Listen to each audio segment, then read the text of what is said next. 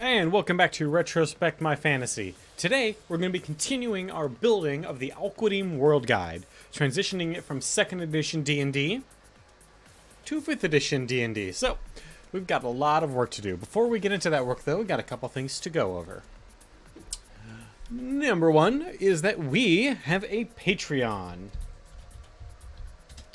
And it's most particularly important on our Thursday night streams because anything we complete during a Design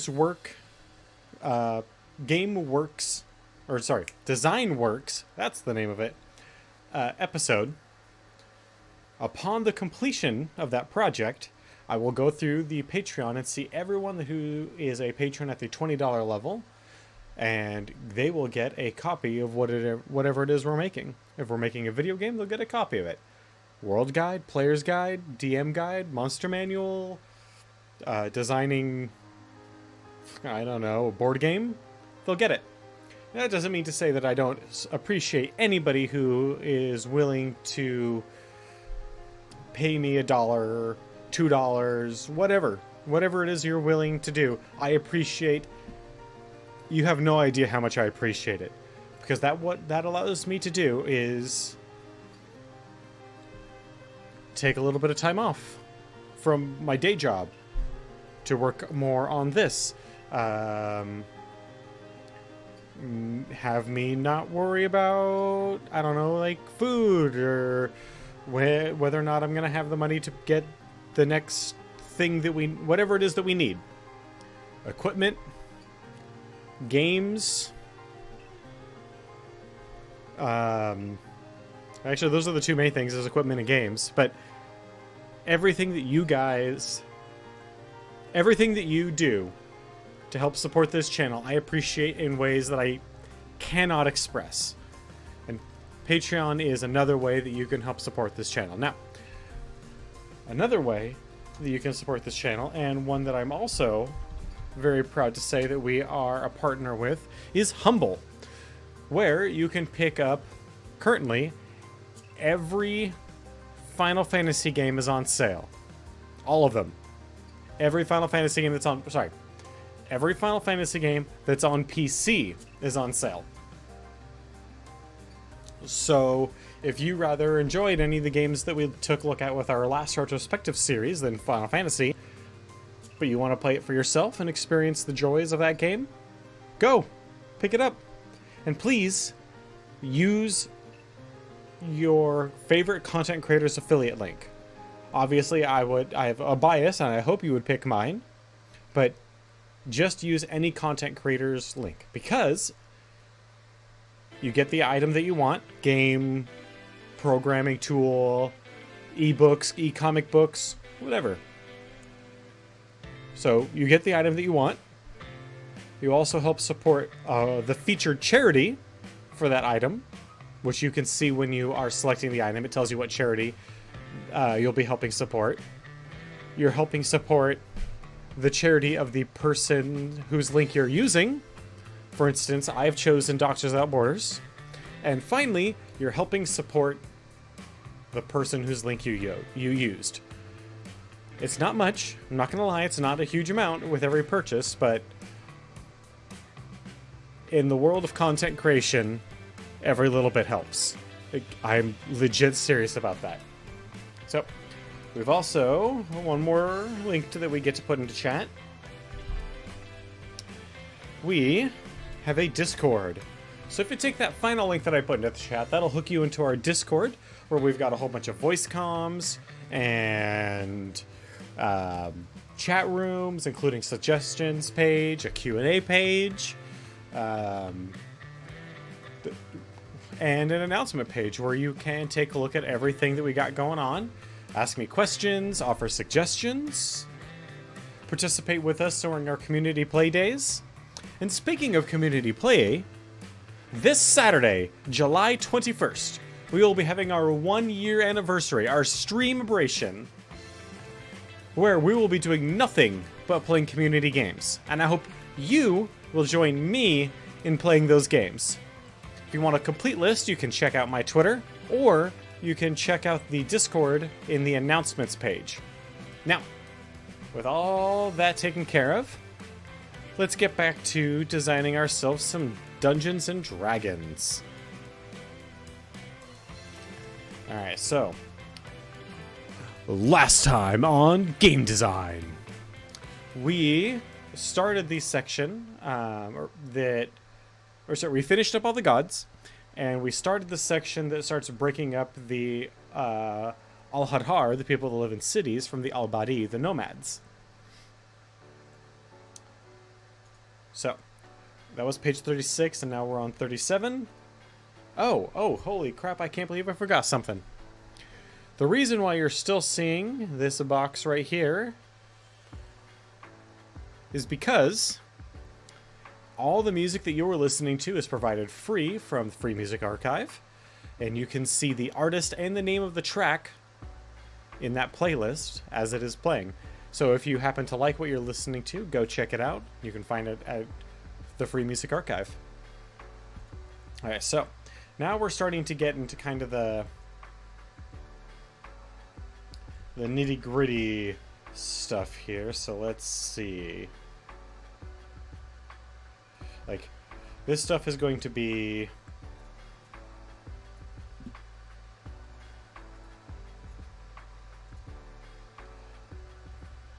well, kind of tedious, to be honest.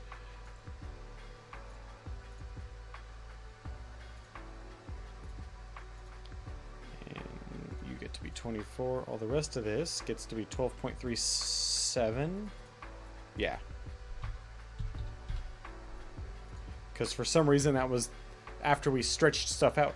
Hey, whoa, Wicked coming in with that raid. Thank you very much, sir. How you doing?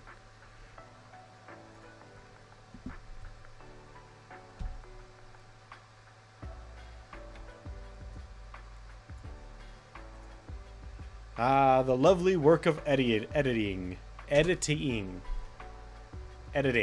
That's the word.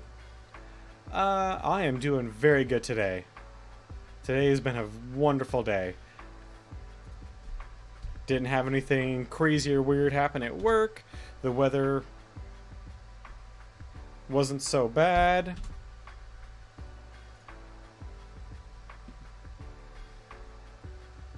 And by bad, I mean bad for me, good for most people. And I understand that I am rare, or not, I wouldn't know, rare is not the right word. Odd, that's the word, in my hatred of the sun and the hot weather. I understand that.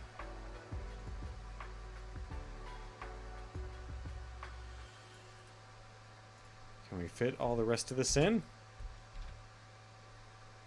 Oh, we can! There we go.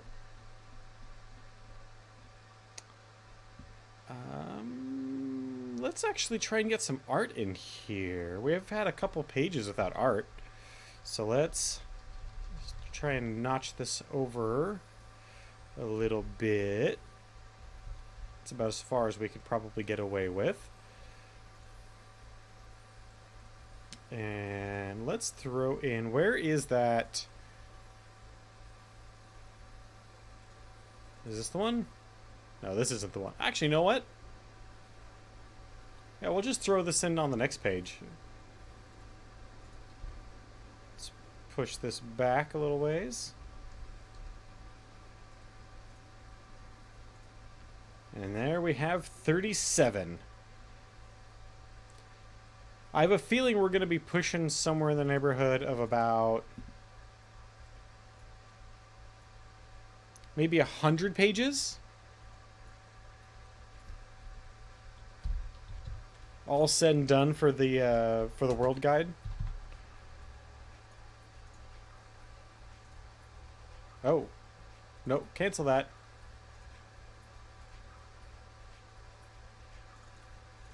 Completed pages.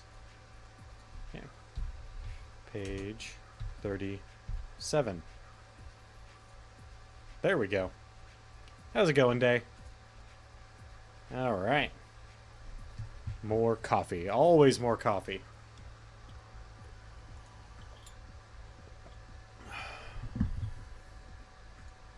Now, where was that barber picture? Because nothing exemplifies...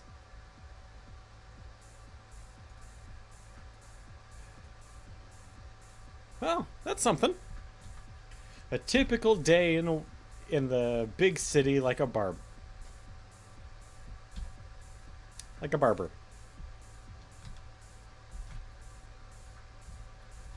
He's clearly trying to like spread rumors or something. And this picture is...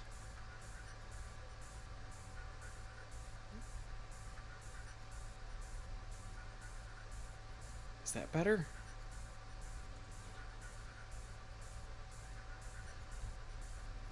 I don't think so. Oh. Maybe. Maybe that's aligned. Where is our line tool? Box. No, that's gradients.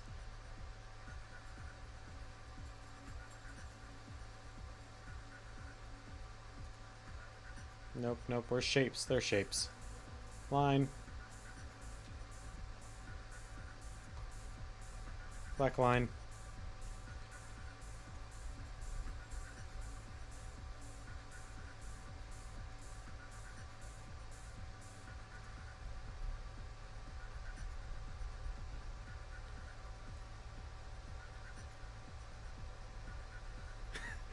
As far as I can tell, it's a barber. Well, I mean, I know it's a barber, but the barber is like...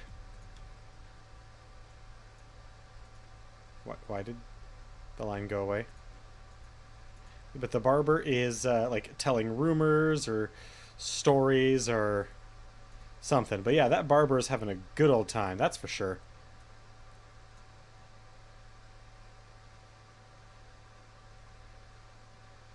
Oh, that? Or that?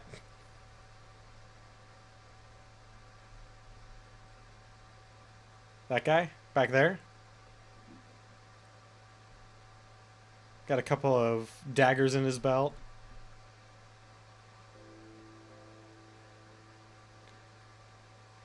I think he's actually kind of afraid because the barber... Maybe the barber's singing? And so he's like, oh god. Is he gonna accidentally kill me? Oh. Yeah, I think this guy is terrified, and I think the barber is like singing or telling stories or something, and the guy's afraid that the barber's not paying attention to his work and is gonna kill him on accident.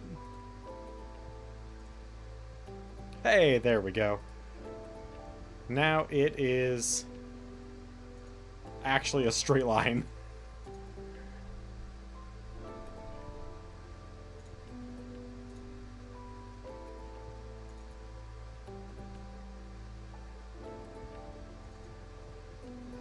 So that's 38.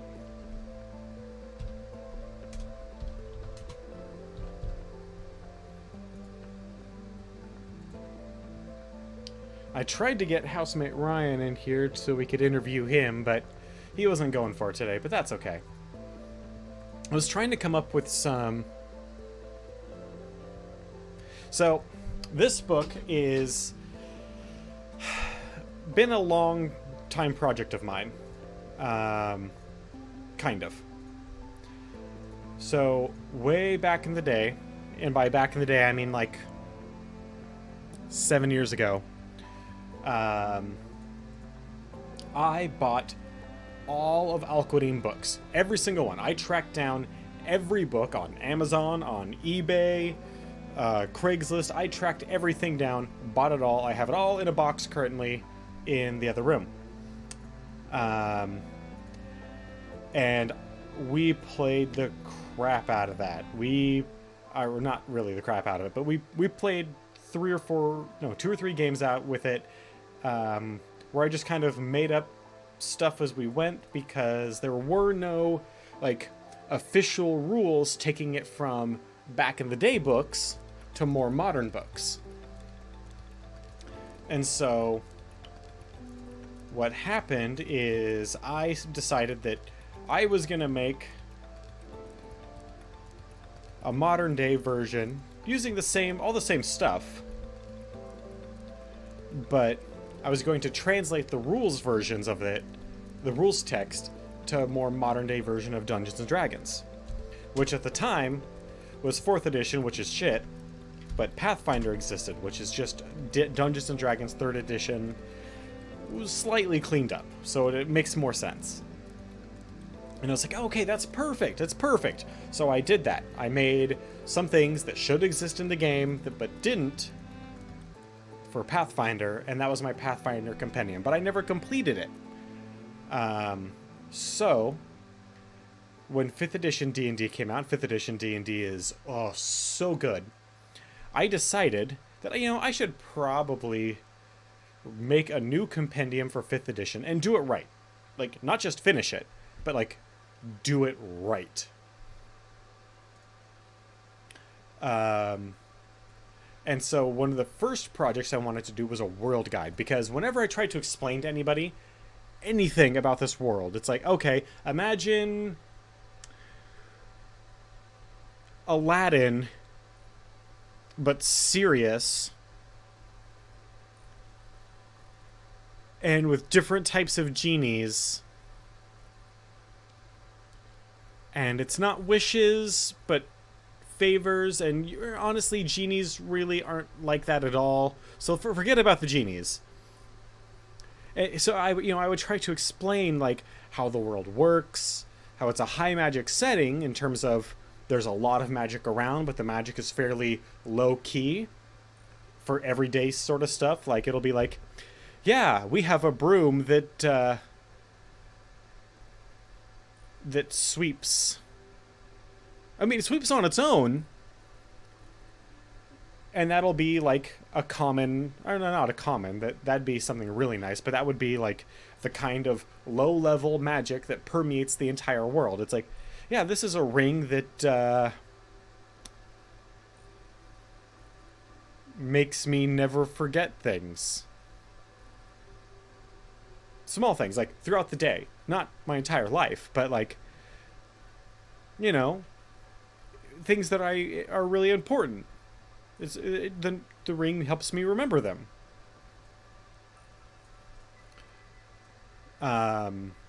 So it was always this like struggle for me. So I decided we're gonna make a world guide. I'm gonna take what's spread throughout like 4 books and edit it in such a way that it's usable. So that I can create a system where we have as few books at the table as possible, because that's something that always happens in a D&D campaign, is that you'll have, like, everybody has their player's handbook so that they have access to all of their abilities and whatnot. Everybody has their character sheet. Maybe they have another book that's tangentially related. When I sit down at a gaming table, though, I want as few books at the table as possible. I want the players to be focused on me, the storyteller, or each other in what that person is doing. So by breaking it down so that the players have the world guide, which they can read beforehand, the player's handbook version for Alquadim, and that's all the players get. They get 2 books. And then there will be a Dungeons Master's Guide, which has some more relevant information in terms of, like, the secrets of these cities and the rulers, and then also the bestiary. And that's it. 3 books. Maybe 4 if we figure out that the Dungeons Master Guide needs a whole bunch of extra stuff. A total of 4 books for a role-playing game? Especially one that is as big as a Dungeons and Dragons game, that's pretty unheard of.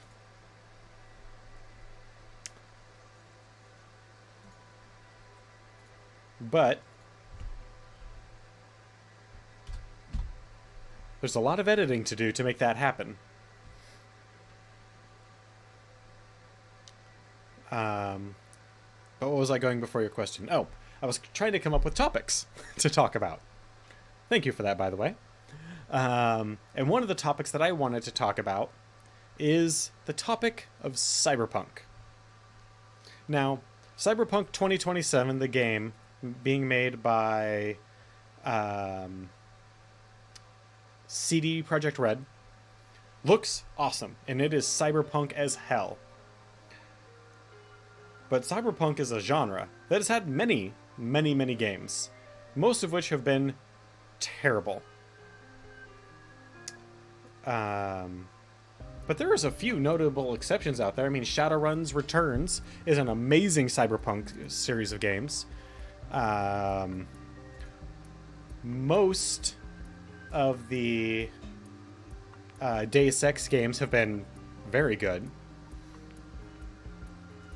But essentially what cyberpunk is it's defined as kind of like alternate future where technology advanced along a similar path as ours, but a few notable exceptions. Usually in that, like, computers are ubiquitous. Computers computers are ubiquitous. I mean, literally everyone has a computer. Everyone can go online, but there are special types of people, typically known as deckers, riggers, or just hackers. And these are people who spend pretty much their entire life online. And hackers not just used as a term for like someone that breaks into code. Hackers is a general term used as like someone who programs. A programmer is a hacker in the cyberpunk sense. Can we fit all of this in? And they're usually noted by having really, really nice computers. Think a desktop that has a paper-thin screen that also contains all of the workings of the computer. Maybe not paper-thin, maybe about as thick as a current like 4K monitor, except that has the entire computer in it, with a camera or ports on the back for a cyber rig, which usually is a headset and gloves and maybe some force feedback cables in the gloves.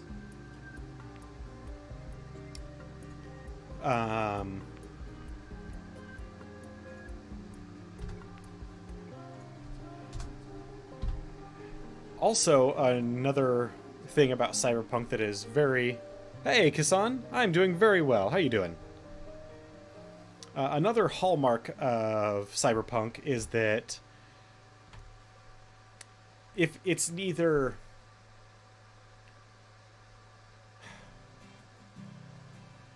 I wouldn't quite say post-apocalyptic.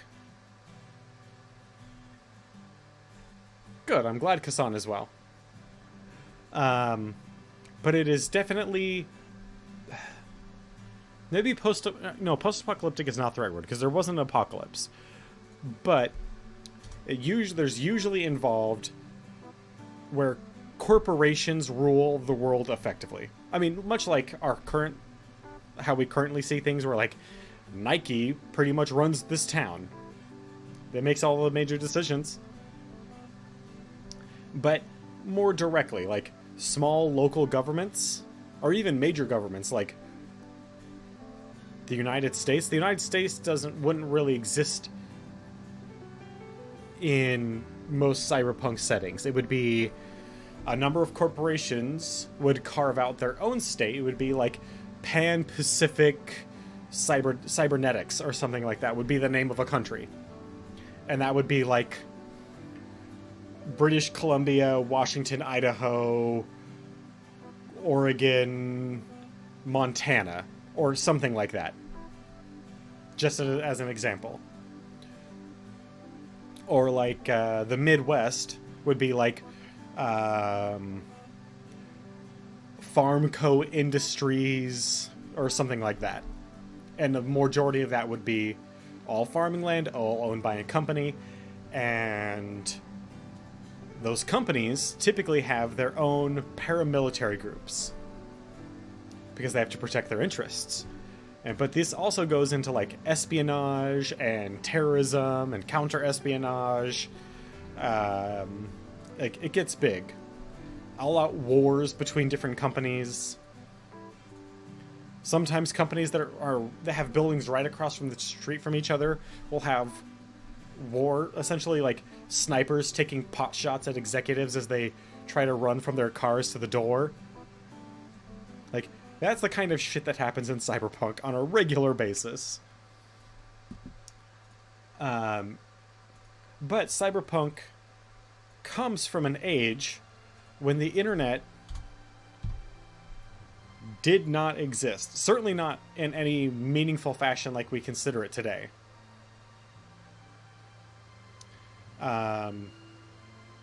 The internet at the time would have been a few Usenets connecting either military bases or universities, and that's it.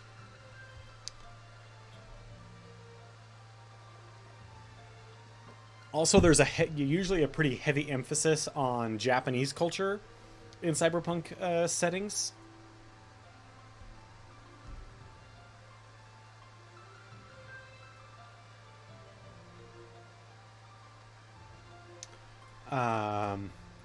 And that's usually because the Japanese have carved out like a significant territories throughout the world.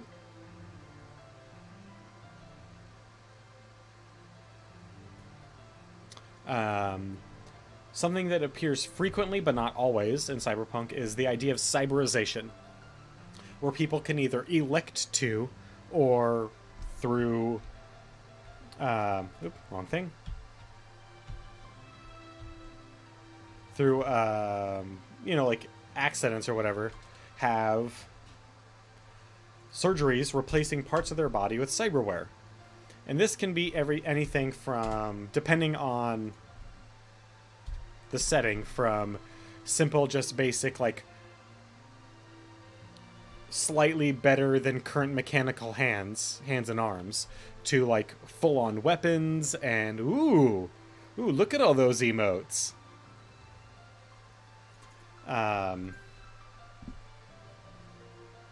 To all the way up to like hidden weapons and full-on replacements for like effectively an entirely new form of prostitution, called SimSense, where you plug something into your head and the person you essentially not take over, but you experience the sensations that a broadcaster, much like a Twitch caster, is feeling or interesting, or feeling or like having going on in their bodies.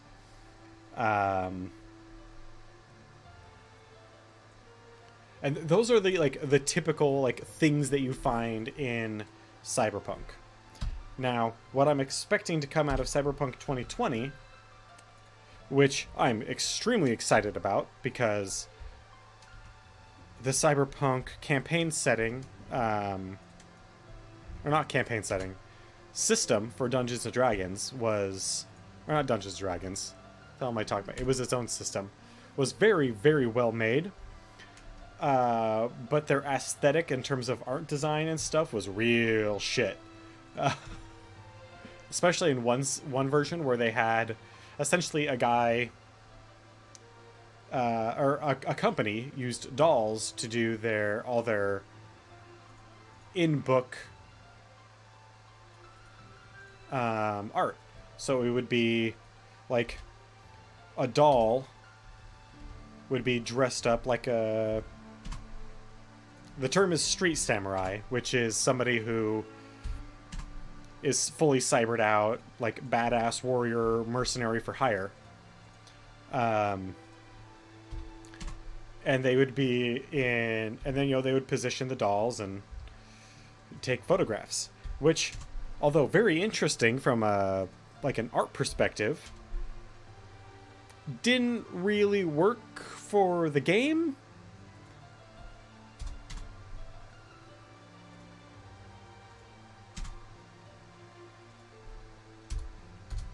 Like, it just wasn't a very good aesthetic.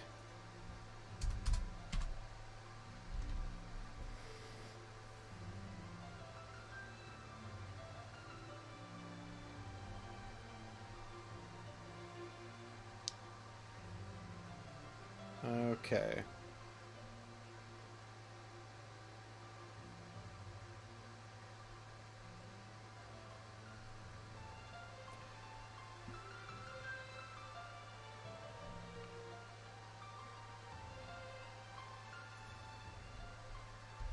Bam. It's another section done.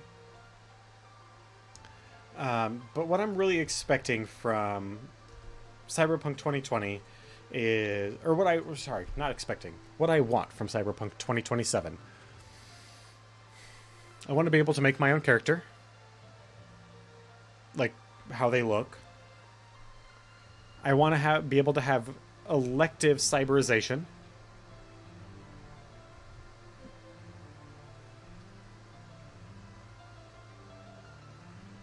So effectively, I want to have the ability to play as a natural, which is the term used for people that don't cyber, or a fully cybered out badass warrior.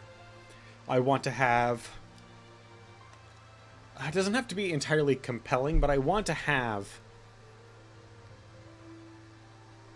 like good metaverse, internet, matrix, whatever you want to call it, World Wide Web, the grid.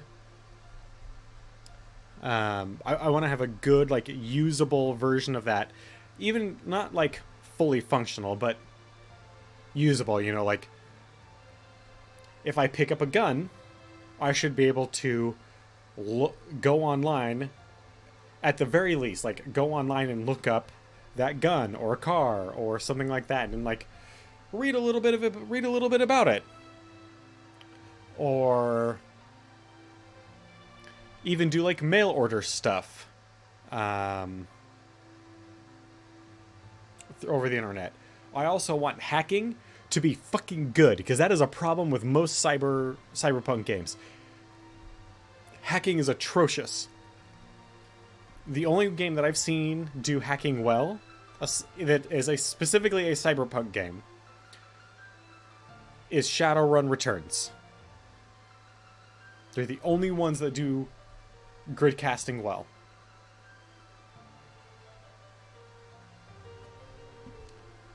And even then, it's not amazing. It's just functional and not shit.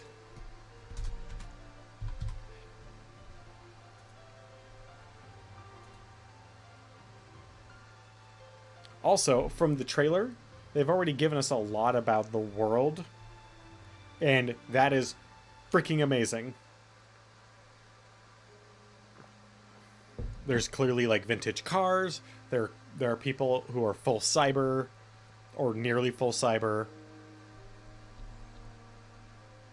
And I am amped to jump into that world.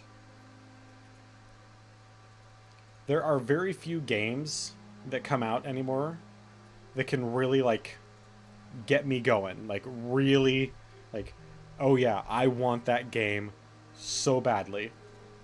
Cyberpunk 2027 is one of them. I might pre-order that game. And to let you know how rare that is, I've pre-ordered 1, 2, 3, 4. I've pre-ordered a total of 4 games in my 20 some odd years of being a gamer. No, way more than that. No, 20 some odd years of being a gamer. Nearly 20 of those where I've been able to buy my own things. Where I've had money and could spend it on whatever I wanted. So I don't do that pre-order thing very frequently. Let's see if I can remember them all. I pre-ordered Diablo 3. I wish I hadn't, but I did. Actually, no, that's not true. I wish I hadn't pre-ordered the special edition, but whatever. I pre-ordered... Just recently, I pre-ordered a game. Battlefleet Gothic 2 I pre-ordered because... And I pre-ordered that because it's a huge savings. It was 25% off because I already owned Battlefleet Gothic 1. What else? I pre-ordered...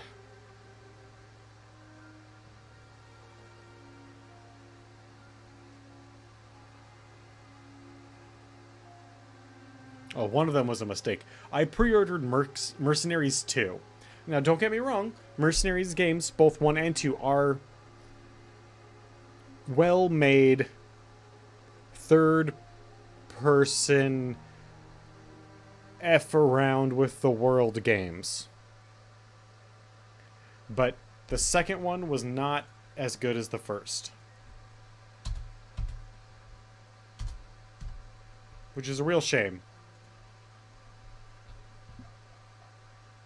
Actually, no, it's not. That's a lie. They weren't so compelling that they needed to be amazing. Even the first one.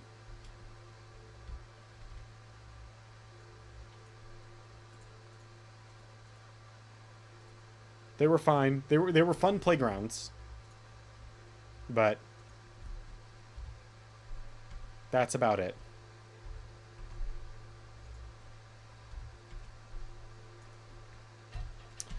But continuing with Cyberpunk, the reason why do I love Cyberpunk so much? The reason I love Cyberpunk so much is because it offers a different look on our own world. Cyberpunk is also usually used as satire on our current society, or what the author believes our current society is like. So if you read something like Snow Crash or Neuromancer, or Diamond Age,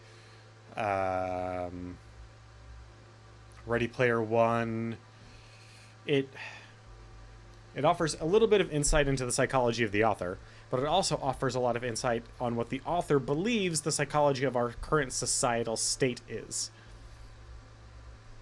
Whether or not they're right or wrong, doesn't matter.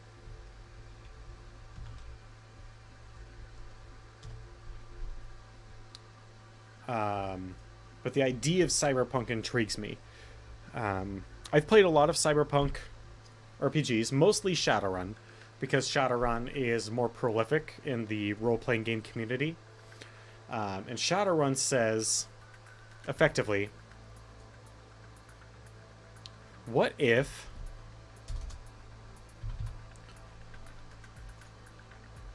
all that stuff, all those myths from every culture, what if one day it just happened?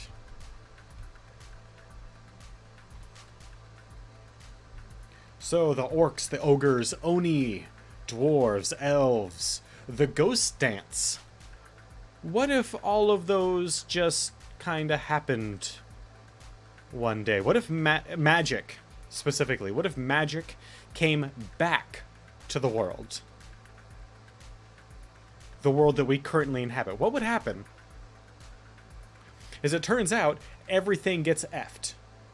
Because dragons are really, really powerful and don't really give a shit about humans. Or any race for that matter. Except for other dragons. And so the dragons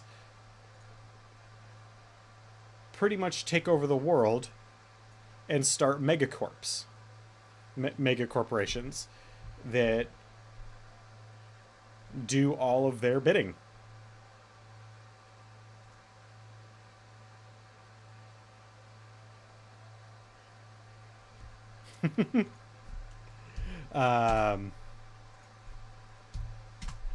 And a number of countries, new countries formed, including the Free State of California and the Free State of Seattle. And why are these free states? Because every company has a holding there, and every major company has holdings in those two areas, and those are essentially like neutral ground. They can not kill each other there and hold meetings. And that's pretty much the purpose of the free states.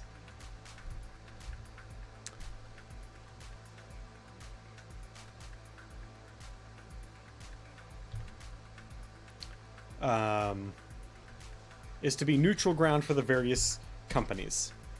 Now, these companies also want to F each other over, but they can't do it openly. So what they do is they hire people called runners. They hire a guy who hires a guy who hires a guy who hires a guy who hires a team to perform a job for that company. And that team may be comprised of people that have never met each other before, or maybe it's a team that works together all the time. But it is a team of people who are put together for the task of committing crime for a company against another company, typically.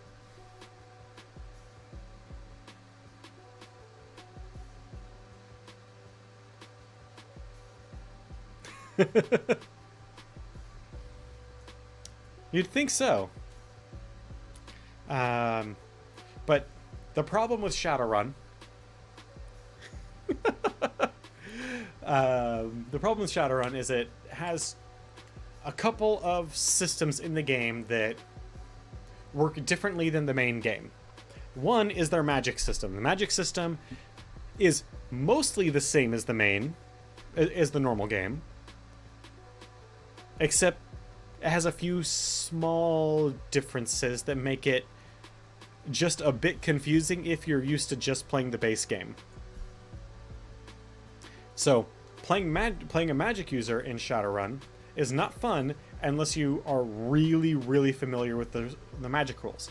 And if you are really familiar with the magic rules, then you are pretty much a god. Unless you get hurt. Because the way they balanced things out in that world is magic is one source of power, technology is another source of power. And these two sources of power bounce off each other. Kind of. Technology does not work well against magic, and magic works especially bad against technological things. So, if I was a fully cybered out street samurai and you cast fireball at me, because I am fully cybered out, I have very little of my soul, of my magical essence left. So you can't actually really hurt me with a fireball. The fireball will do 0.001% of its damage.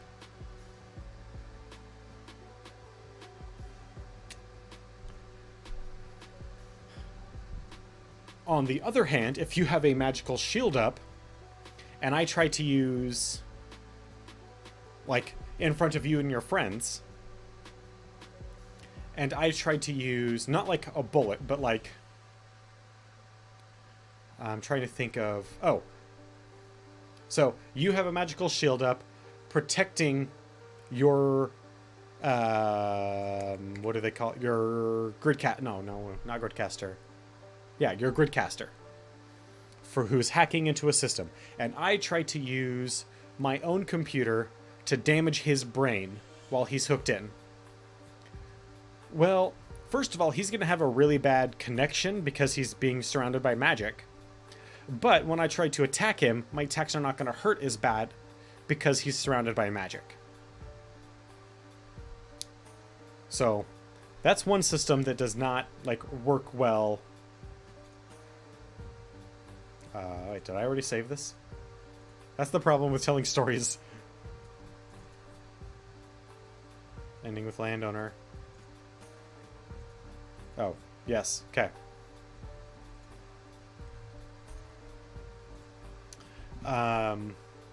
The other system that does not work well is the hacking system. And actually, the hacking system on its own works wonderfully in Shadowrun. Holy shit, it's amazing how well it works. The problem is, if you have a team of people if you have like one guy who's a hacker, and then the rest of the team are just like Gennaro people, well, I'm sorry, but that's not going to work. And here's why. The generic guy, or the hacker guy, when he's plugged in and he's doing his hacking thing, his mind is supposed to be like, he's supposed to get like 3 or 4 rounds of combat or whatever that he's doing in the metaverse or in the grid for every round of actions that are taking place outside the grid, because he's just using his mind. And obviously the brain thinks a lot faster than the body can operate. And the computers are good enough to keep up with that. So, what effectively you have going on at the table is you have one guy who is interacting with the GM for about 3-4 times. Like they're doing their back and forth, back and forth, back and forth, and then it goes to everyone else. So everyone else has been sitting there on their phones or eating or looking something up in the book, not paying attention, because they know it's going to take like 15 minutes before the turn gets back to them.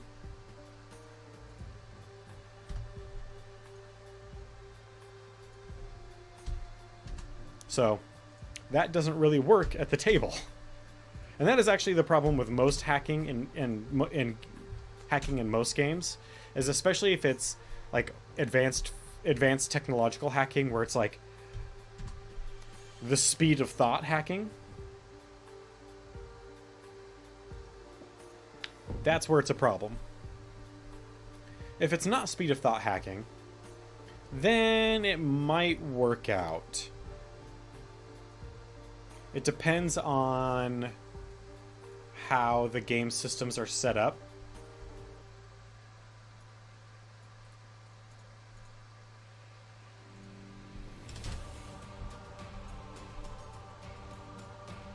But it might work. That one is like case by case basis.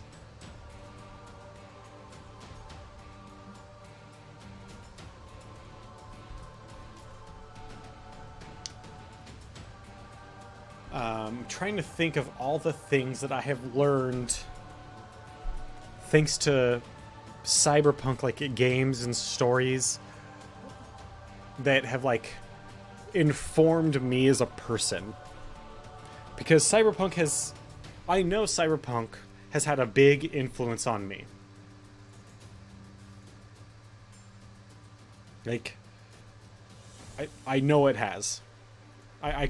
I frequently refer to the net as like the grid or the matrix in private conversations. Like I just call programmers hackers because that's the generic term for a programmer in pretty much every cyberpunk thing. I'm also am a big fan of Japanese culture, so like that whole bit of cyberpunk like is instilled within me. I also believe that we kind of already live in a cyberpunk dystopia. That's the word I was looking for earlier. Dystopian. It's a dystopian corpocracy, is I believe the word, where companies rule the world.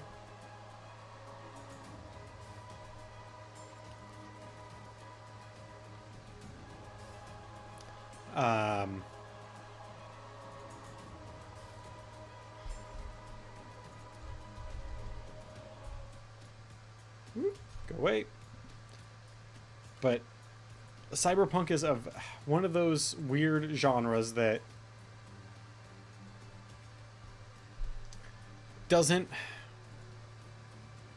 it needs a lot of context for you to get into it most of the time. Um, and that context is usually the time frame in which the book would have been written. For instance, one of the most common pieces of cyberpunk that is read today is Snow Crash. And in Snow Crash was written in the 90s, I believe. Maybe it was the late 80s.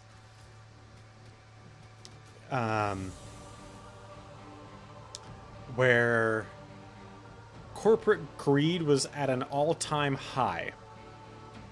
It was considered at an all-time high. Let's put it that way. And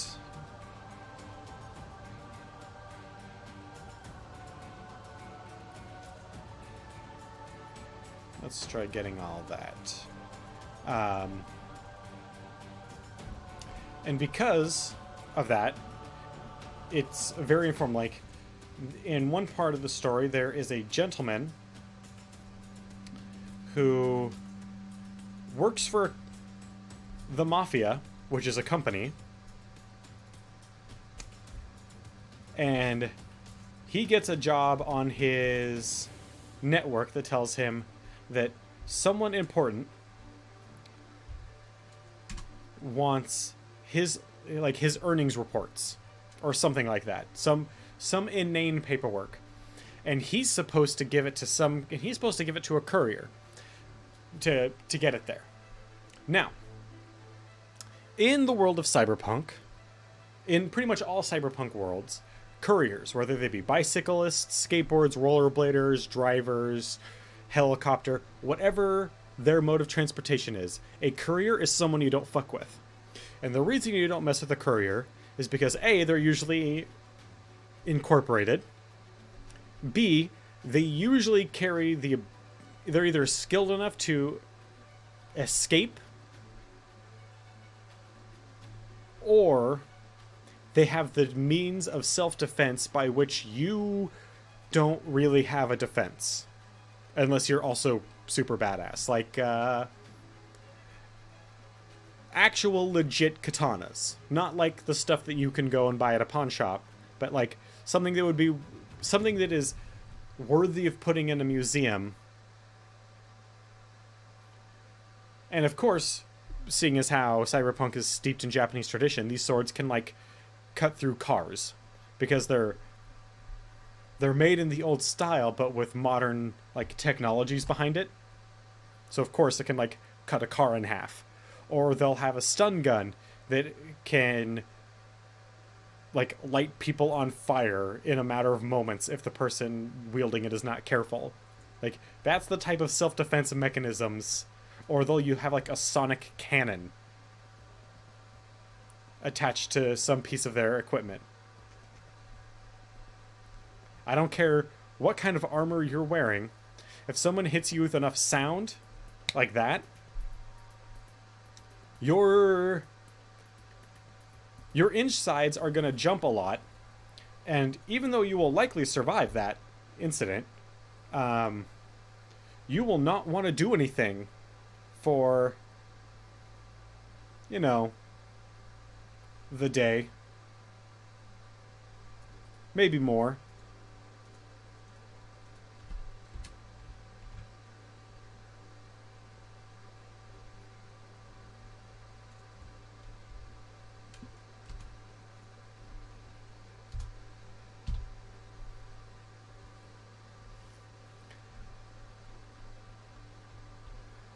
Okay, so let's see here. So, he's supposed to give it to this courier. And in that story, couriers are considered kind of like punks, skateboard punks, who surf in traffic by using magnetic harpoons to attach to cars to get from point A to point B very quickly. But he doesn't want to give these reports to some punk because there's a bigwig from the mafia in town, and he wants to go and deliver them himself. He wants to show what he's willing to do, because maybe he can move up the ladder. And of course, he gets there, and some guy from the mafia comes out and says, "Hey, buddy, piece of shit. We didn't give a crap about your goddamn little corporate shithole in the middle of nowhere in LA. We wanted to talk to a particular courier. And because you were such a dipshit, now we don't get to. Thanks. Now you're gonna fix this, or you won't have hands."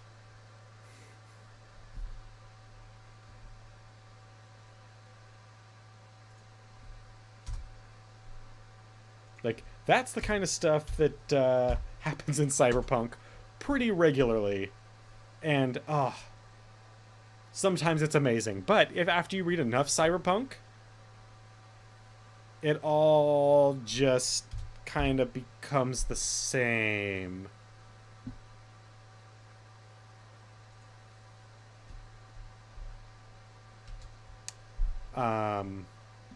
Because it's always like dystopian megacorp does a thing, and because dystopian megacorp did a thing, our protagonist has to figure out a way to solve the problem of the thing, because the thing is going to ruin everyone's lives. That's always how it goes in Cyberpunk.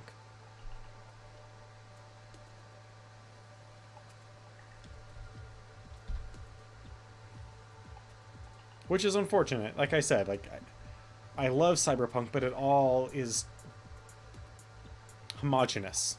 That's the word that I'm looking for right now. It's all homogenous. You can read Cyberpunk you can read Neuromancer, one of the first pieces of Cyberpunk.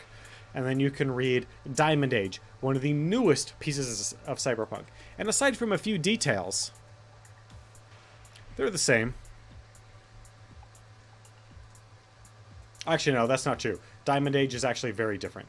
And is probably my favorite piece of cyberpunk literature to date.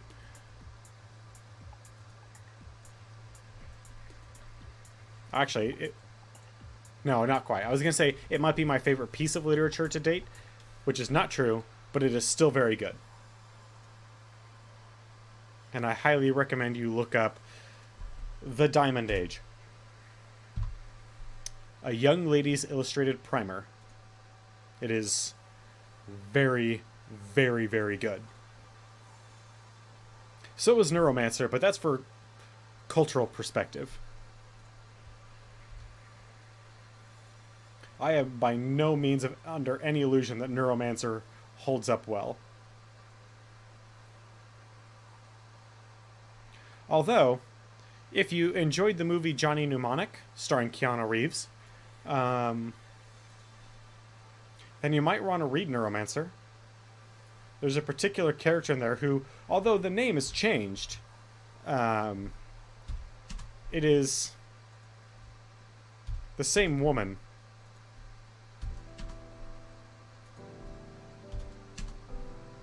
At a later time in her life.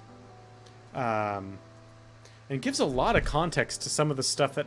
So, Johnny Mnemonic, a movie that came out in the early 90s starring Keanu Reeves and Ice-T, is cyberpunk as all hell and has a very kind of different problem than most cyberpunk. Essentially, all the crap that we have, all the radio waves and television waves, all that microwave energy that's going throughout causes a disease to start forming. Now, not everyone gets this disease. And it's actually not even really a disease. It's a nervous system condition where people have epileptic seizure, or not epileptic seizures, but they have seizures that appear to come from nowhere. Now, it's most common to occur in people that are not heavily cybered out, but have a fair amount of cyberization to them, which is most people, especially if they've got any work done on their central nervous system. Those people are the most susceptible.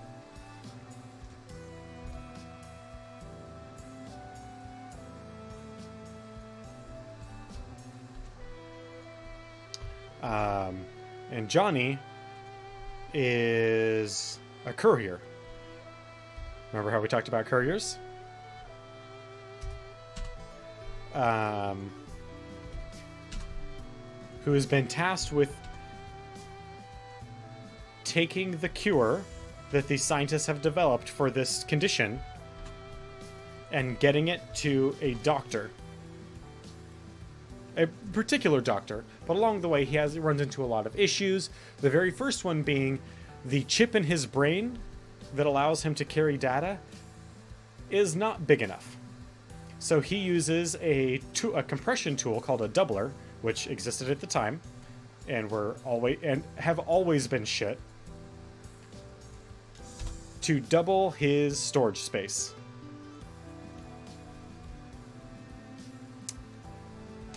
Unfortunately for Johnny, even with the doubler, the bit of information he wants to carry is more than he can carry. And so it starts causing what's known as synaptic leakage. Synaptic? Words are failing me at the moment. I'm sorry. Where his memories, part of his brain was overwritten. And it's causing problems. It's causing him headaches and weird flashes, and it's not good. And he will die. Probably before the information can get out of his head. And this company that these scientists work for have hired the Yakuza to track Johnny down, or the courier down, our good friend Johnny Mnemonic, and kill him. But Johnny's a resourceful guy. He breaks into buildings. He gets hooked up with this group called the Low-Techs, who are people that don't have any cyberization whatsoever and so are looked down upon.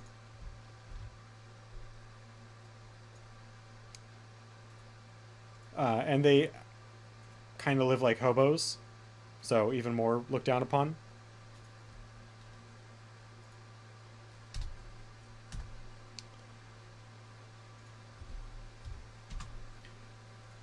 But he gets hooked up with a woman because, of course, he does. I mean, it's a movie in the 90s starring Keanu Reeves. It actually might even be his first,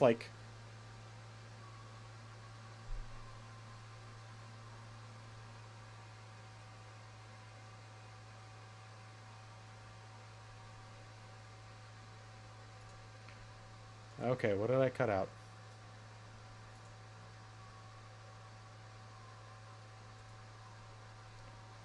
Caliphs, Emirs.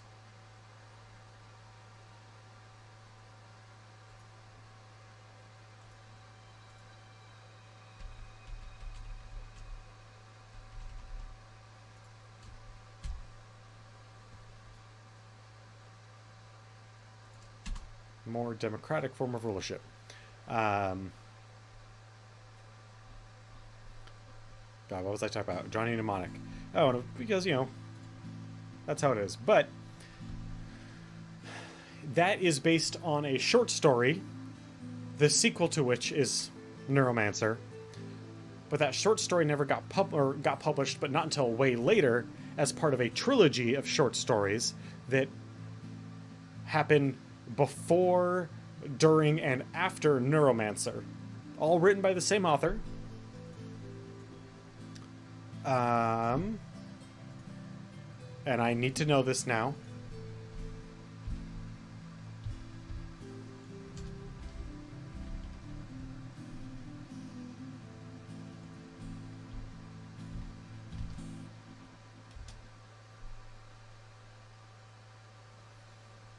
Neuromancer was written by William Gibson, and it was originally published in 1984.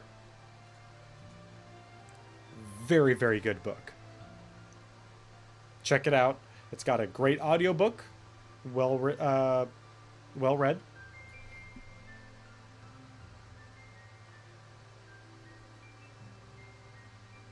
But cyberpunk is full of just like weird stuff.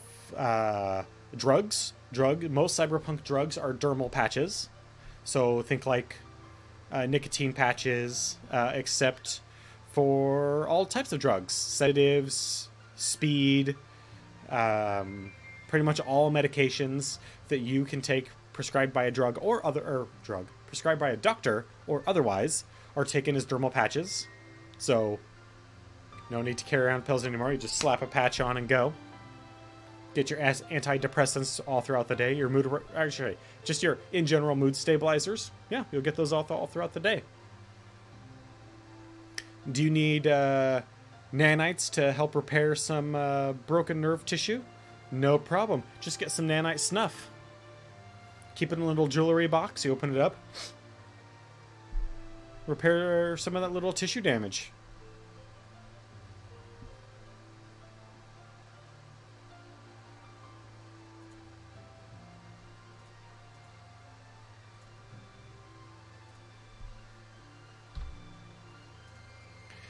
Cyberpunk is also usually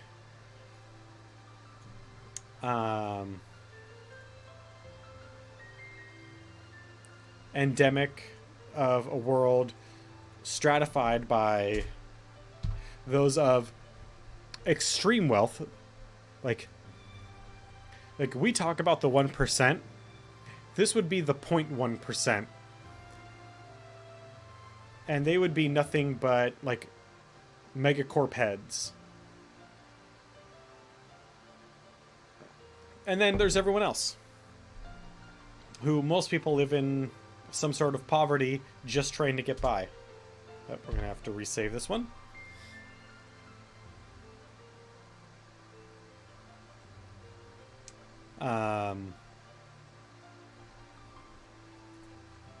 Early on, as an example, the main character in Neuromancer, his name is Case, gets in a bind. He thinks that somebody's after him.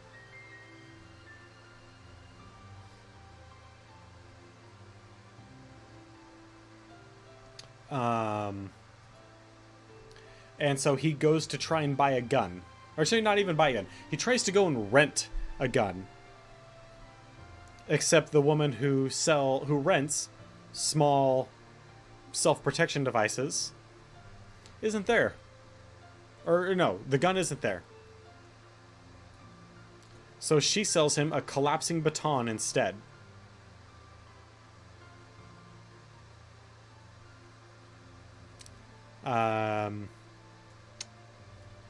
Yeah.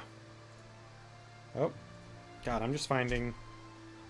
I'm probably going to have to go through all the pages that we do tonight just to check them all. But that's fine. God, I'm trying to think of what else. But the reason that that's so like heavily and like stuck with me the way it has is because I honestly believe that we are currently in the time where we are as close to cyberpunk as we're ever going to get. Internet, although not ubiquitous, is pretty much everywhere. Companies have wealth in means that are unattainable for pretty much everybody, and there are some and a company can shut down an entire town simply by pulling out, by leaving that town. Small businesses, for the most part, don't exist anymore. Pretty much everything is Walmart right now. Walmart or Amazon. And if an Amazon shipping warehouse leaves a city, that city is dead. Nobody has the jobs. Everybody, all their houses get foreclosed on, and the city falls into ruin.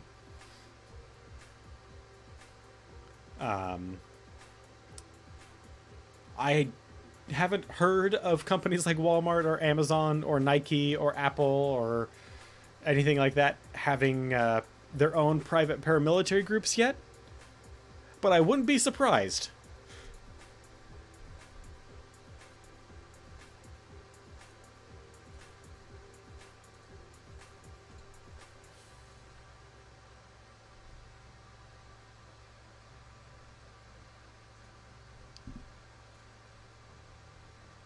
That was respect for authority. Yeah. Okay.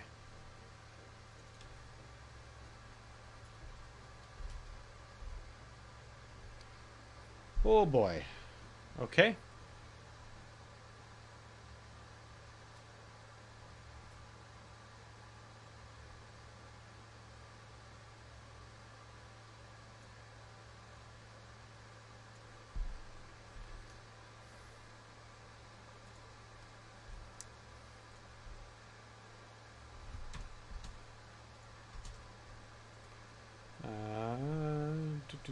Do. So what I'm looking for right now is where it splits off from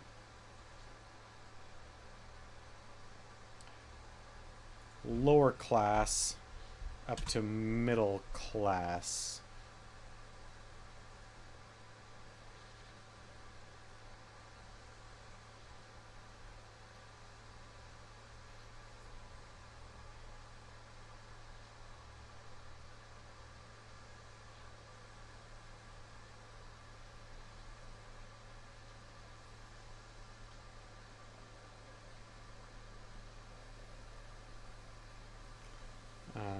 So your shawl's richer. The richer the woman, the sheerer and more ornate the shawl. Cotton was replaced with silk and cloth of gold. Among the upper class, okay. Well, let's just see how far we can stretch this section on attire.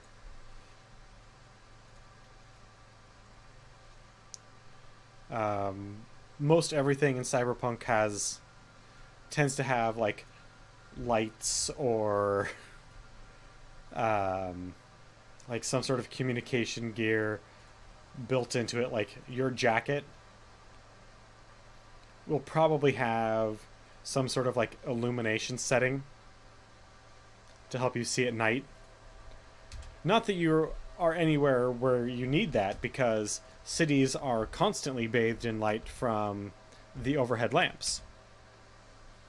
I mean, why would you ever be outside the city?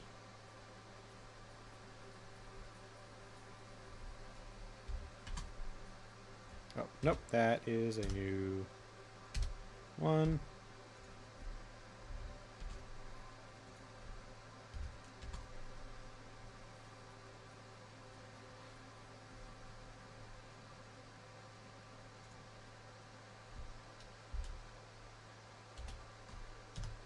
The working or middle class comprises lesser merchants, bureaucrats, craftsmen, barbers, caravan workers. Okay, yep.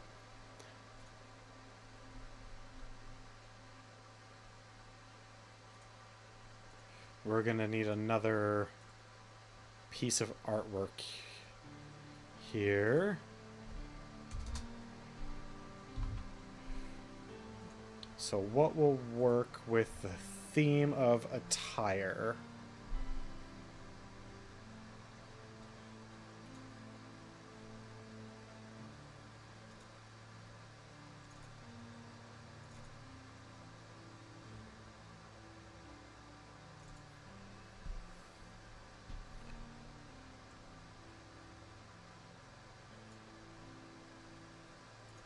Okay, that's not going to work.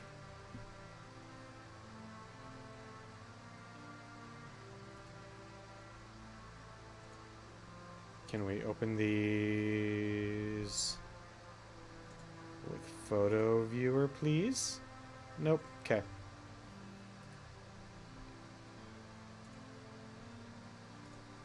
Go back to Acrobat Reader. I was hoping to have an easy way of just like scrolling through the actual images. Alright, so Whole New World is a kissing scene. at 454%. Okay, so that's a sidebar. Barber we've already used. City life.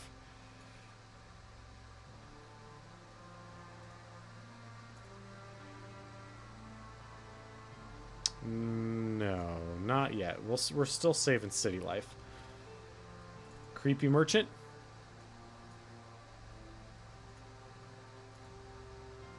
Ooh. No, but that is a deal with the devil, death note, desert battle, desert tribes, desert queen.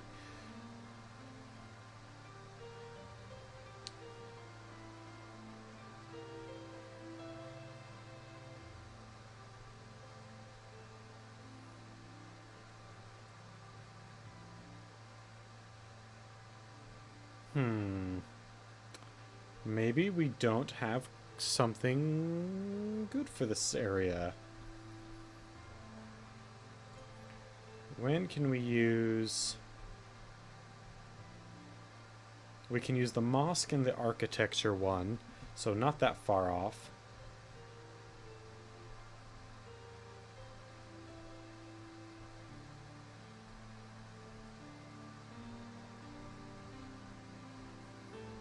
And then there's going to be a lot of images here once we get to like desert tribes in the cities, because I'm going to be taking the map and cutting that up into the sections that are most relevant.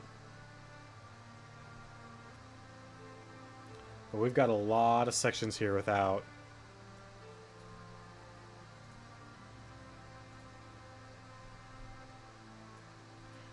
any artwork at all. Okay, so 47, we are done with that one. Okay.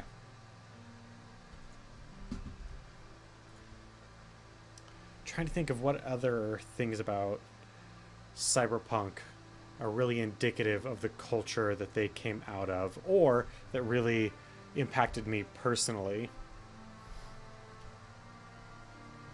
In any way, even if it's just like something that I like identify with strongly, like the kind of appeal of the Japanese culture stereotypes.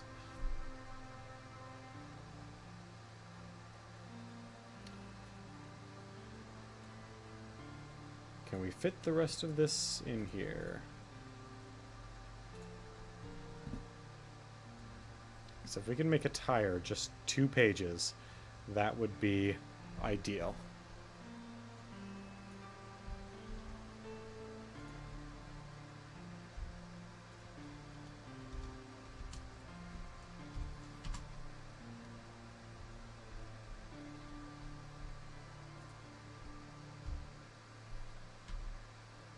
Maybe not.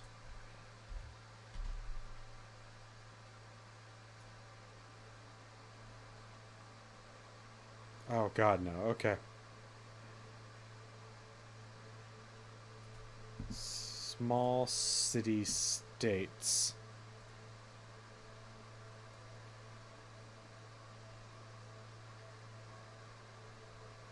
Okay, well there's something we can get rid of right away.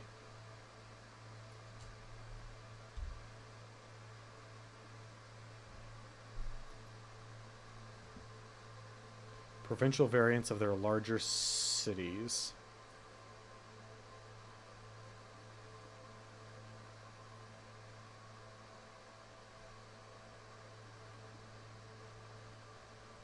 In great cities.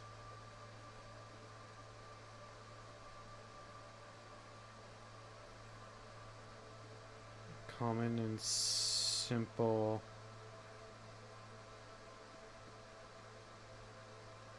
Okay, so we will...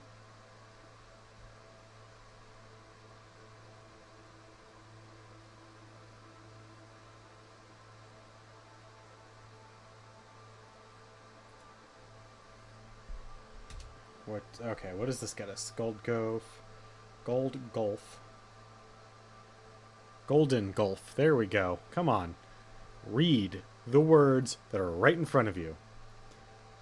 So let's see here. No, we'll cut that.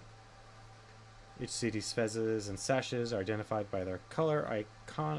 Ironically, the common folk of these cities who wear turbans wrapping cloth often tattered around their fezzes.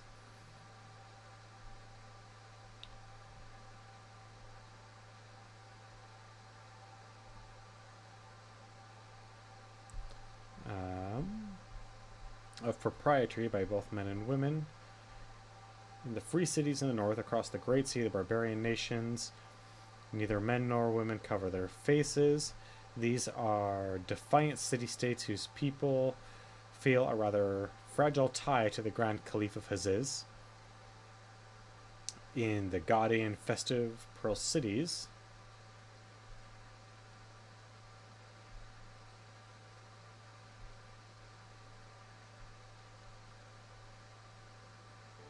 there should be a period there. I think that's what was throwing me off. Okay, I think that's actually where we cut it. Is at Grand Caliph of Haziz.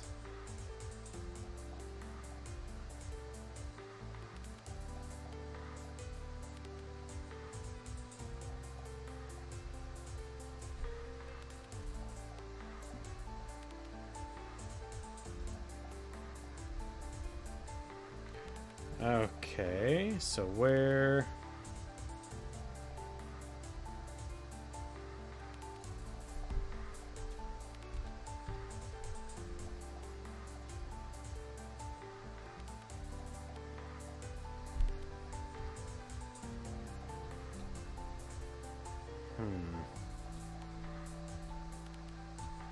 Damn it, we're just gonna need...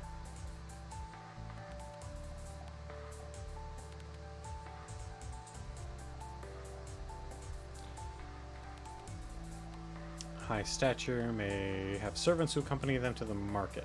In that case, the servant carries a purse.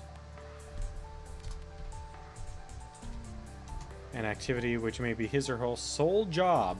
As noted, local variations in clothing exist, usually in the favored colors of the costume of the choice of headdress. This is especially true in the free cities where upper middle class men prefer fezzes to turbans and keffiyehs.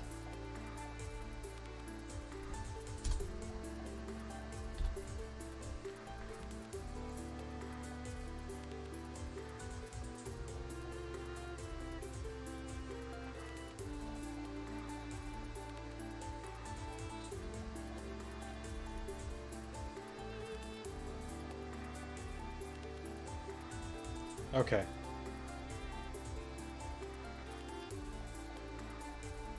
Okay. Huh.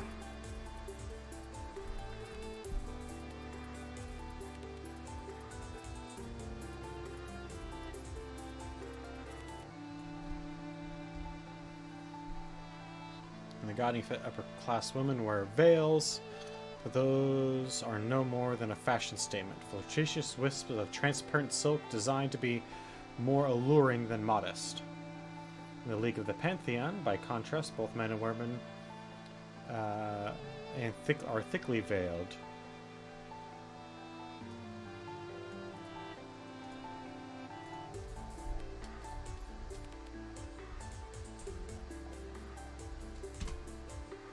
Oh, tab. Not space. The Pearl City's dyes and fabrics are imported from northern Zakhara as well as from a far-flung east.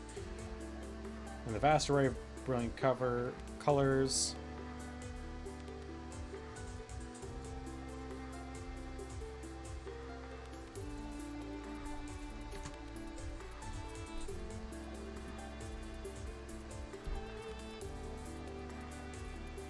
That's a little better. That fills up that negative space much, much better.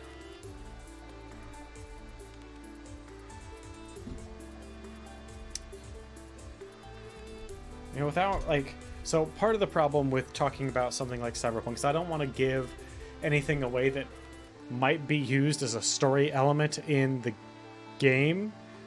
I also don't want to ruin anybody's experience if they wish to play in Shadowrun or in Cyberpunk 2020. Not 2027, the video game, but just Cyberpunk 2020. Because there's a lot of very, very good stuff. Um,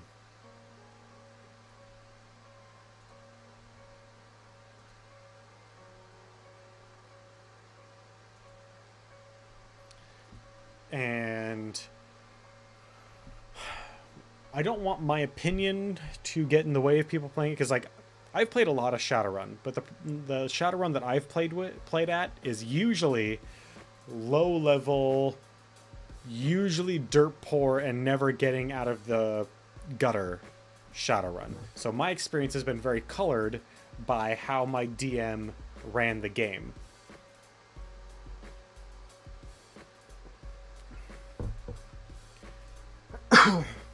Sorry about that. Where most cyberpunk fiction is far more higher end in not only what the protagonists have access to, but also the stakes. I think I can fit all this in here. And if not, we'll cut.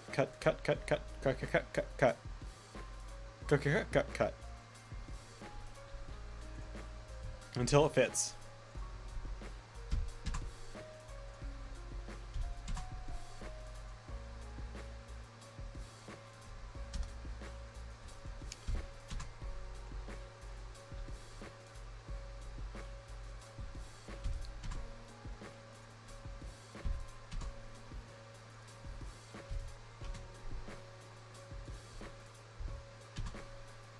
Oh, is that it? The City of Intrigue, the last? Oh, that fits. Ah, shit. Center.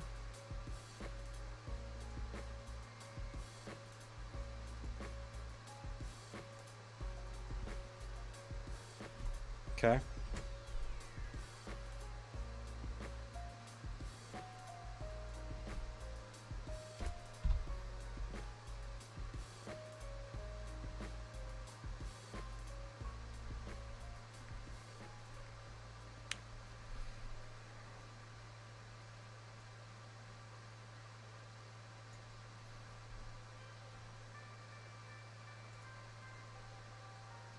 Still gotta drop it one. What? Can I raise it just a little bit more? Fit that in there? Okay, what can we cut? Pantheists across the Golden Gulf frequently refer to these people as peacocks, with no compliment intended. In contrast, the heavy moralist civilization of the Pantheist League can be identified by their black garb, which befits their somber and self-denying nature. In the great cities of Quadra, Ilzaz, and Hial, a cosmopolitan mix of styles can be seen. With great influx of visitors from cities and other lands, local traditions have blurred over time. Here one can find a broad array of costumes, from the sweeping abbas and flowing headcloths of the desert riders to the dark chadors of the moralist women. In the great cities of the continent, the kaleidoscopic designs of the Pearl cities blend easily with the common and simple dress of the caravan drivers and pilgrims. Island cultures, and the remaining small city-states of Zakhara tend to follow the provincial variants of their nearest larger city. Usually, the fashion of these small and isolated settlements is several years out of date. Even Ethial, which boasts a rich trade in silk and other fabrics, tends to cut its outfits in fashions that was out of style during the Grand Caliph's own grandfather's day. Wow.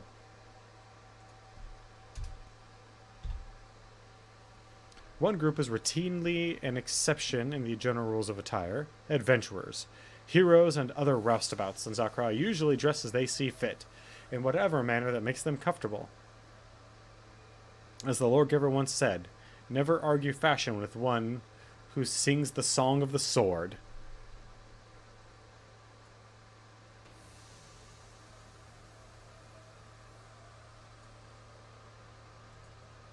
I really like that.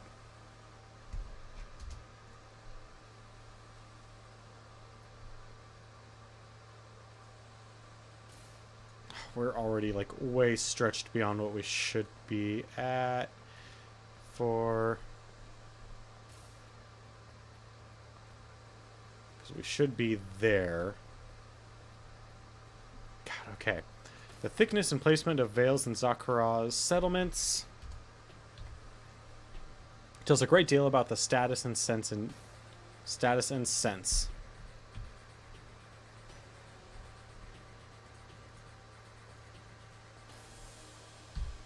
Indeed, most pantheist women don the traditional chador of the moralist factions. A garment that conceals their bodies from head to toe, revealing the eyes and hands at most. Settlements. Do we need that there? I'm pretty sure we can include the description of a chador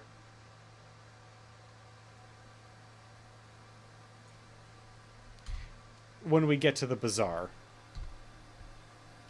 Settlements that come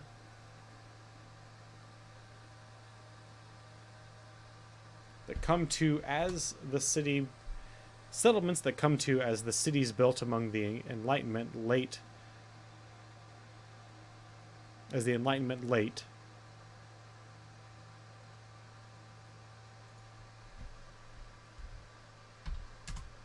such as the ruins of Nog and Kadar, as well as some civilized islands in the crowded sea, observe a garb veiled but not bag of observe a grab veiled but not bag of customs. In some places men are the women. Elsewhere the reverse is true, or both are veiled or neither. That is oddly worded and I might have to fix that.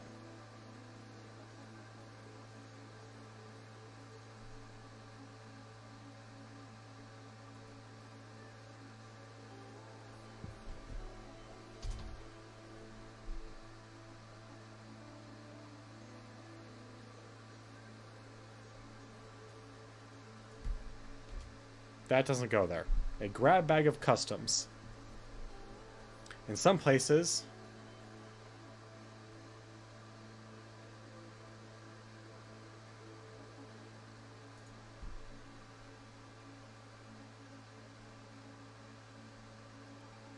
oh God, what did that say? That we just stole that.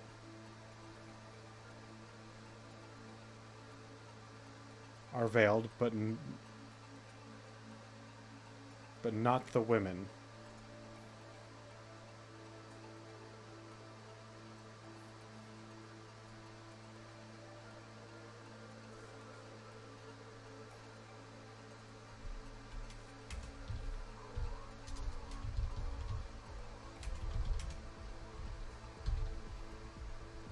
Elsewhere, the reverse is true. Or both are veiled. Or neither. In AFL, there, see? That's why we do this editing. Because otherwise, we could end up with some really messed up sentences. An AFL tradition demands that she wear a woman... Tradition demands that she wear a woman have a veil at all times.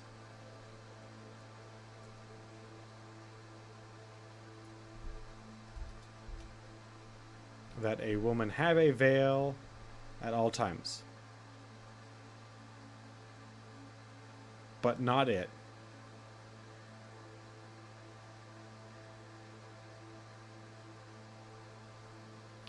We might need to go to the book. This might be another section that got really messed up by the staggered.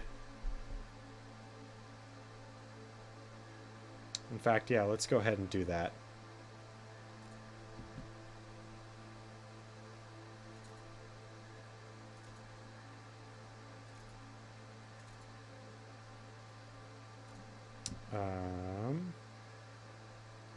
Oh. Wrong section. You weren't supposed to see those.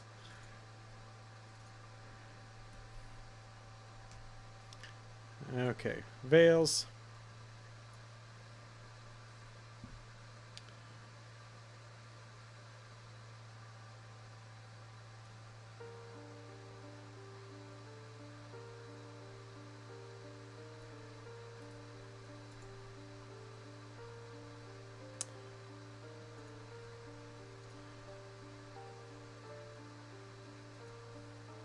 So all this, go away.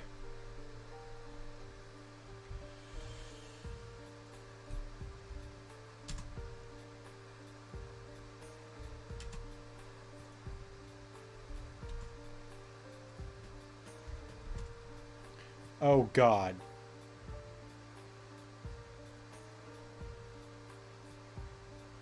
That means the last 2 pages are all messed up too.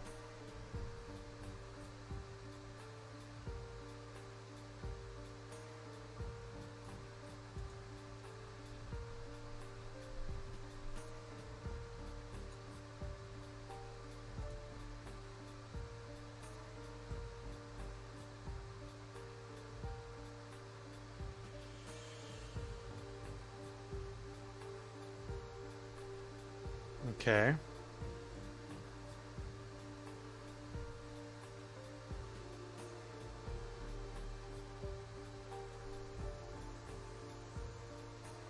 So why does that jump over? I'm really confused as to why that happens.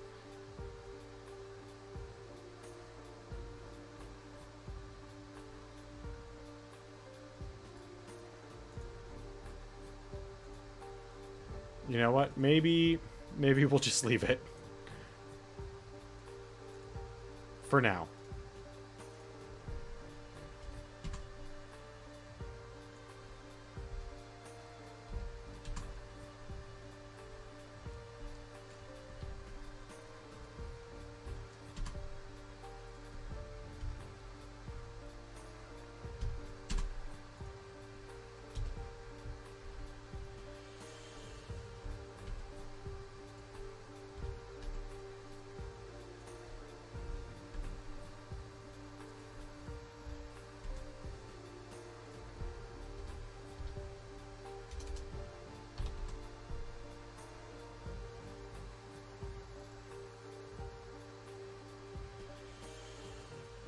Wait, is that the way it's written in the book?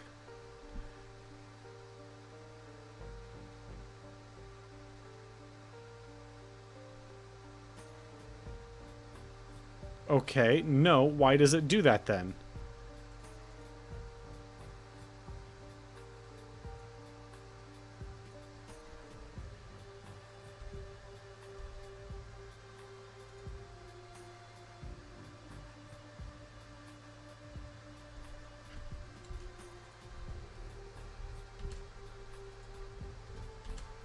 I am thoroughly confused by that.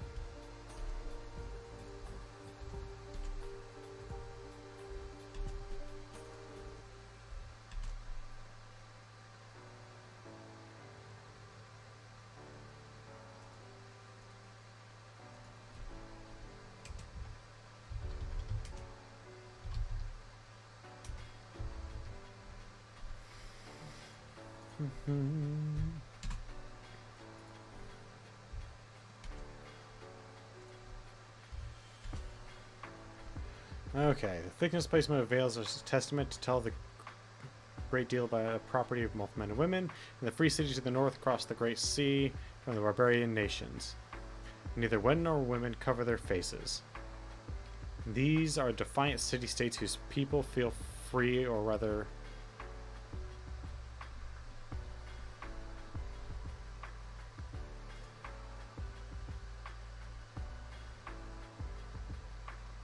Where did we see that?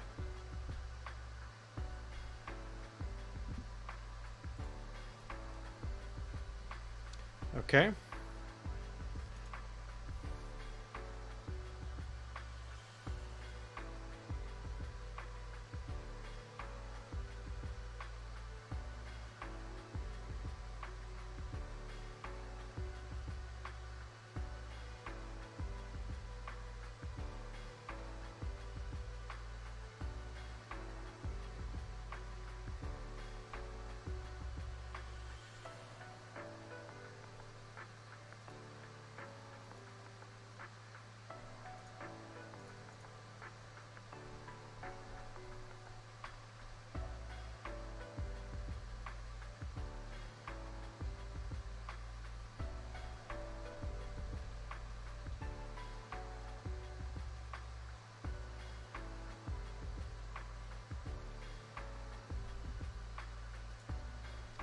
Okay. Fun times ahead right here, where we try and decipher somehow where this all got messed up from a copy and paste.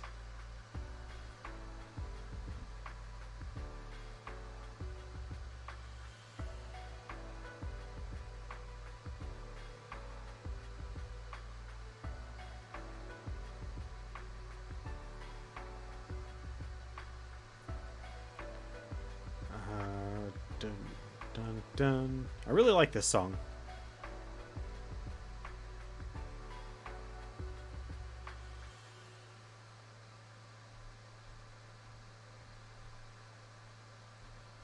Because, yeah, now we're missing the entire top portion of the thing in the veils. Oh, wait, no, we're not. The Pantheist League, by contrast, are thickly veiled. Okay, so did we just cut out the Chadar thing already?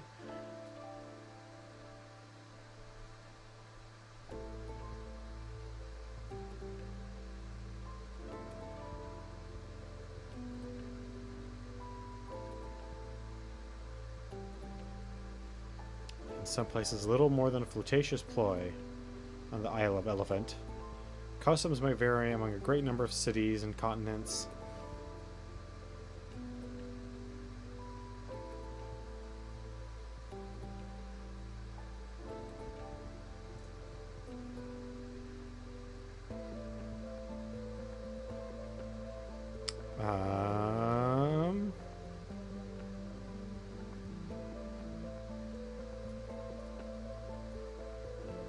There's still a lot missing there.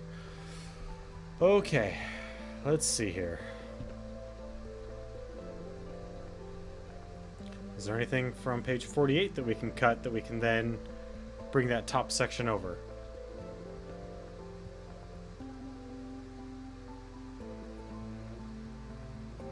Middle class women usually wear full trousers and smocks, slippers, and overshoes are common on the street, but around the house, bare feet are more popular.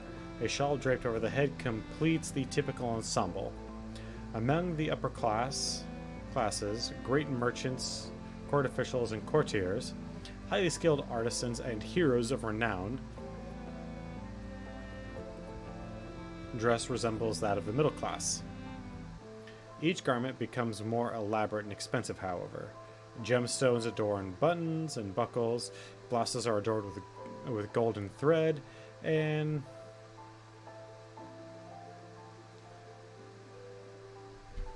what is that word? Kaftan? Kaftans are embroidered and decked with small jewels. Turbans are wrapped around a fez instead of a skull cap, making the turban and the man appear taller. Women don fine silks and the jewelry becomes opulent, except in the Pantheist League, where such vanity is considered improper.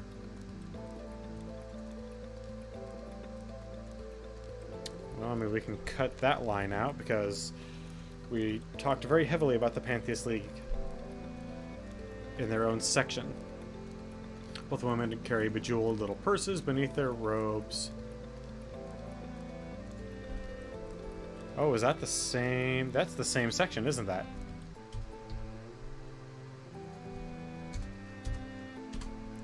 Little purses beneath their robes or dolmens, though people of especially high stature may have a servant who accompany them to the market. In that case, the servant carries the purse, an activity which may be their sole job. As noted, local variations on clothing exist. Usually in the favorite colors or costumes or the choice of headdress.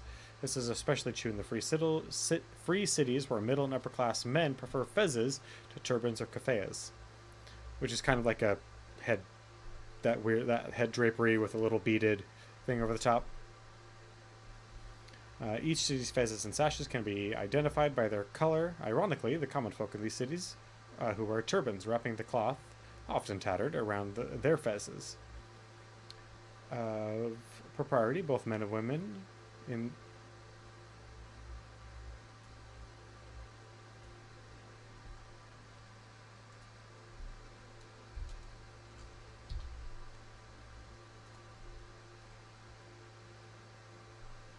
In the free cities in the north, across the Great Sea, the barbarians. We can get rid of that part because that is in a different section for some reason.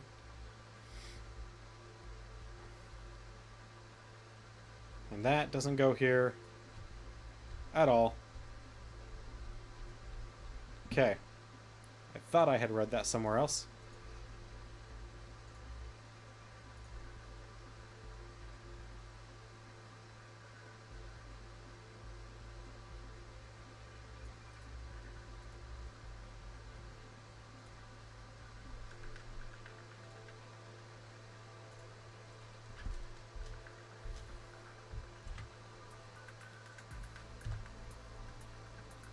Okay.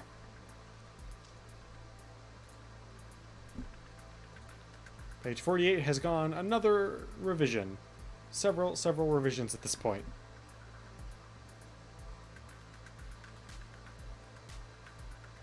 Did we never save page 48?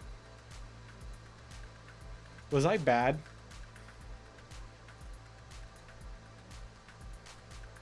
Alright. This can all go away now.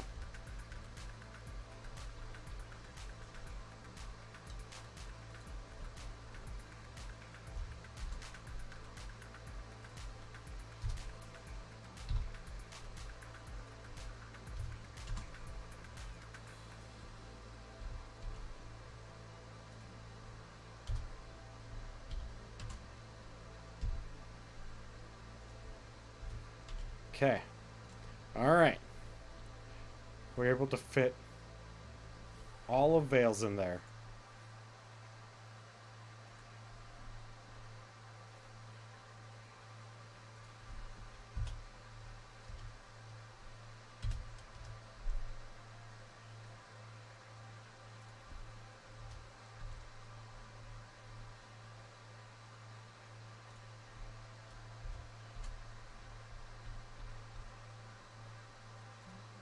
And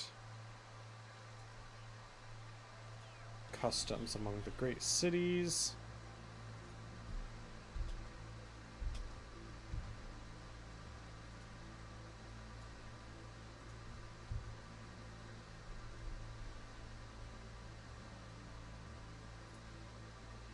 That's everything, right?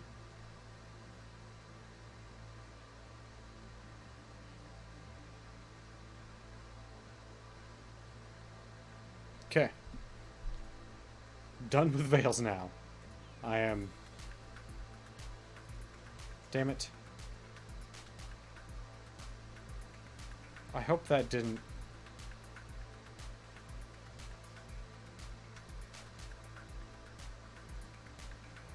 Well, we'll save this as 49. And see if what 47 looks like. I hope I didn't screw this up, because that would really suck.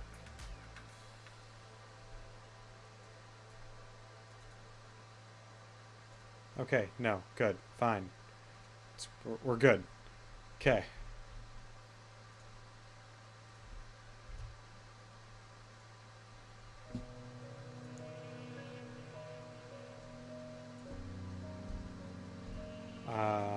We will do that photograph of... We'll start with an image and then move into architecture. So, what is it?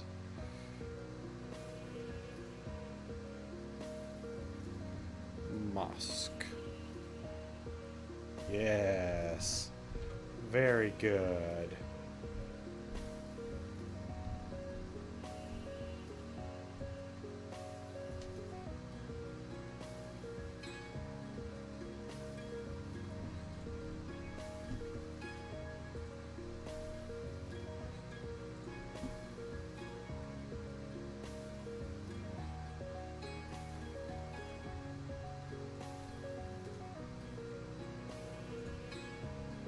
That is page 50.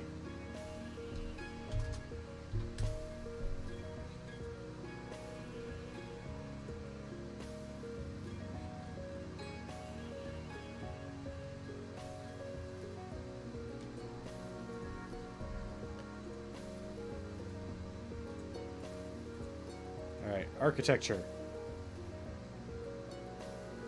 Can we fit the first section at least in here? Making it really easy for me.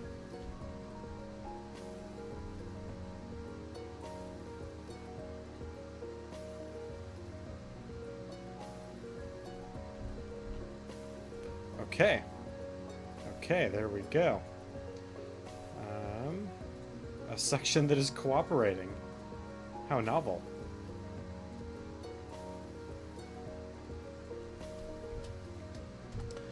Throughout most of Zakura, wood is at a premium. Imagine that!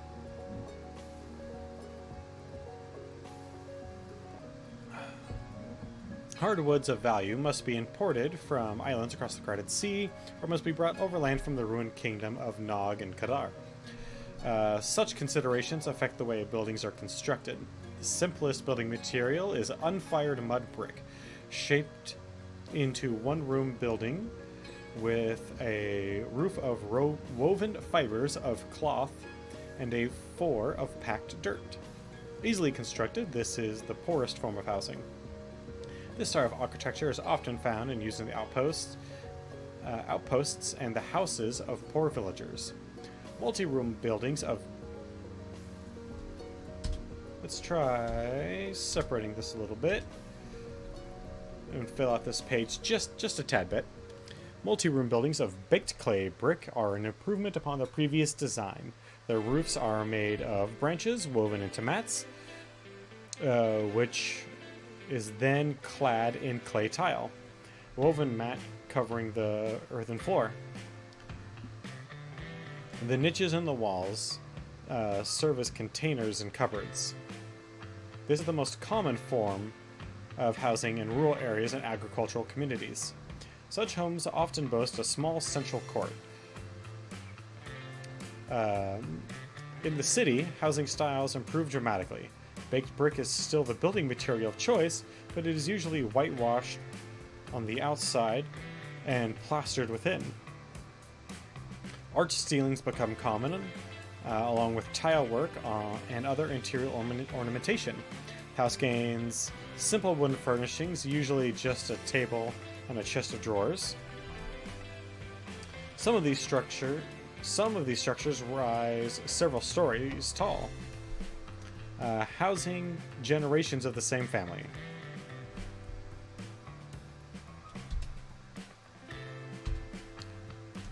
Wealthy merchants and officials in the cities can afford to build homes using stone and timber. The interior is richly tiled, with painted frescoes on the court walls. The central court becomes an oasis of greenery. An extensive garden with flowering plants, pools, and bubbling fountain. The greatest buildings in Zakara are its palaces and mosques. These are worked in stone, richly detailed in mosaics and hand-painted tiles, and decked with precious metals that are often inlaid with ornate patterns.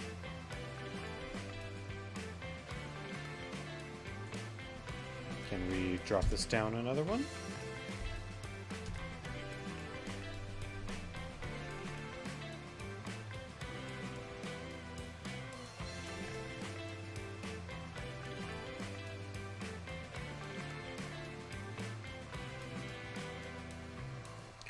The great palaces decked in precious metals and patterns. Palaces generally bear the mark of generations of rulers and their individual tastes. They are great complex sprawls of individual buildings, apartments, and private courts. Mosques of Zakara's cities are large structures. Here, the faithful can gather en masse. The ground floor of a mosque usually contains one great single room with arches and pillars soaring high overhead. Most mosques also have minarets. Tall, slender towers from which the priests can call the faithful to prayer. While the temples of Zakara's towns and villages may not be as grand, most of the same basic floor plan. The central garden court is a common theme in Zakaran housing, found in simple abodes as well.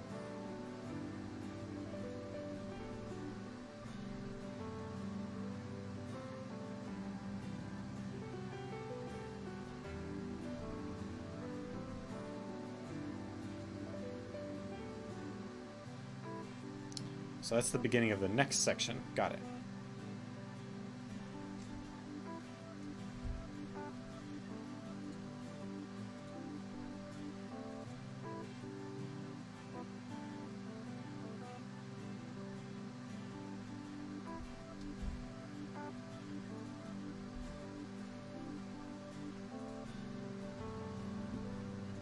Okay.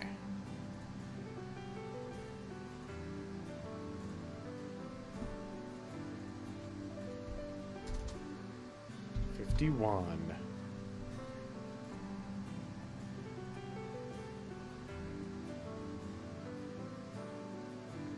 Get rid of that. Get rid of that.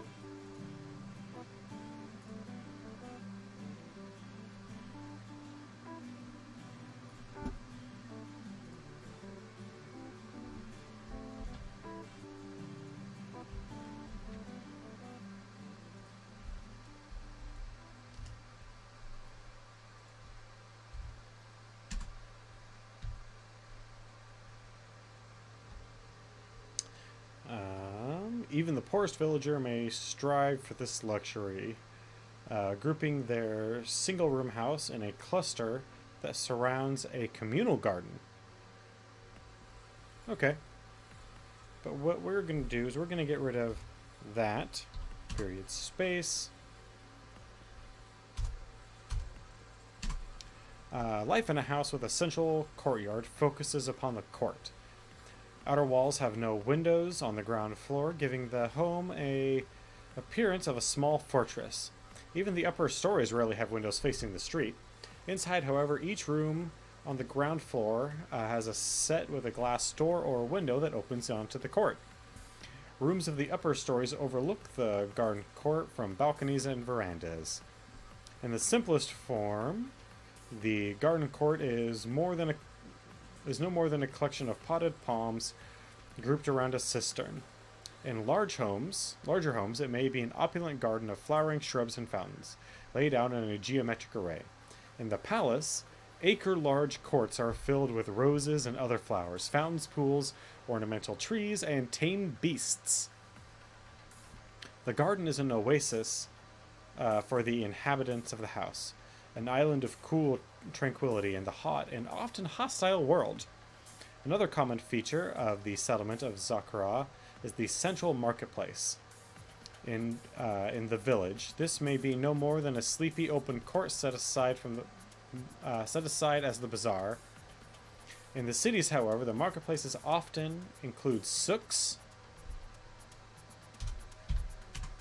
great shopping areas that are sheltered from the sun by roofs pitched high overhead. Should we even start the section on no. Nope.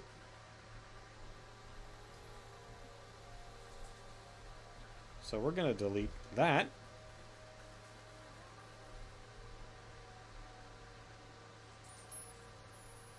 And since the computer is not liking having all these things open with all these changes, I think that it might actually be time to call it a night.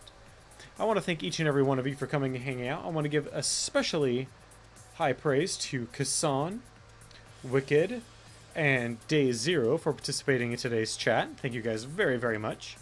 I also want to remind you that this Saturday, the 21st, is our 1-year streamiversary, starting at noon Pacific time and heading to midnight Pacific time. I hope you will join me for that, where we will be playing a number of community-based games, all of which you can find an image in both my Twitter and in the announcements page of our Discord that has a list of all the games that we're going to be playing during that time frame. Now, beyond that, I hope you guys will join me tomorrow, Friday, from 6 p.m. to 9 p.m. Pacific time, where we will be playing more Elder Scrolls Oblivion. And in general, I hope you guys just have a good night. See you tomorrow.